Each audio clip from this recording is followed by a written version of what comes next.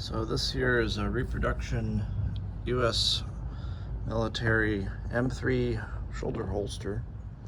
And what's cool about it is this is the same type of holster that my grandfather, who was a B-24 bomber pilot in World War II, he used this exact same type of holster when he had his 45 he flew with. And the 45, let's see here, 45 was, well, this is a reproduction one as well, but just like this one, 1911 A1. Here's the holster. It's actually still a viable holster today for out in the woods or whatever. Cat up there. Let me show you. There's actually a picture of him and his buddies wearing in this book that he, well, I had it, finally had his memoir published, and there they are. You can see wearing that M3 holster. A lot of pictures in this book. If you're interested in getting a copy, there's the name, Victory, a World War II bomber pilot memoir by Douglas Coulter Richards. He was in the 456 bomb group.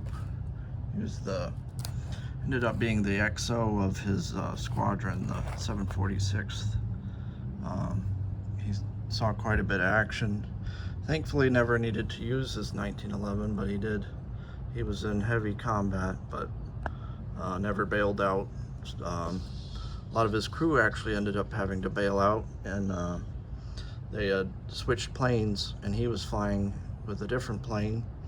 Most of his crew was shot down, and most of them did not make it, sadly. Some of them did, though. They were prisoners of war. Talks about all that in this book. He was the pilot of the Purple Shaft the most of the time. There he is. Right there, you can see him. Him and his buddies. They based out of Italy, but they're flying out of Texas and, you know, down in Matagorda and Palacios and stuff like that in training, and then across the Atlantic, flew to, you know, they were over in North Africa and made it over to Italy, and then they bombed various places throughout, I mean, France, everywhere from France to Poland, everything in between. So it's a pretty interesting book. If you definitely would recommend reading it. Of course, I'm biased, but not very many of these stories left, unfortunately. But yeah, it's got tons and tons of pictures. Since he was fairly high ranking, he had access to a lot of things that, you know, the average Joe didn't. But there he is in training, stuff like that. Anyway, just thought it was kind of cool to take a gander at this holster and everything.